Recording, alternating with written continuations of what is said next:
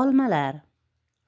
Zumrad xola har safar nafaqa pulini olganida uzummi, handalakmi, xullas biron bir tansiq narsa xarid qilardi. Bugun nafaqa pulini oldi-da, guzardagi bozorga kirdi. Yupqa gardishli ko'zoynak taqib o'tirgan chuqqi soqqol cholning qimizak olmalari ko'ziga issiq ko'rindi. Yaxshi-yaxshilaridan tanlab oldi. Hovliga kirishi bilan etagiga yopishgan Hasan-Husan nevaralariga olma ulashdi. Kechqurun kelini ishdan kelganida unga ham berdi. Azimjon xizmat safarida edi.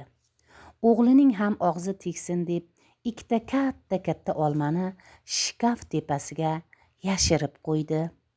3 kundan keyin Azimjon keldi. Zumrad xola bir tizzasiga Hasanni, bir tizzasiga Husanni o'tqizib o'tirgan o'g'lini ko'rib, qaysi kuni yashirib qo'ygan olmalarini olib chiqdi.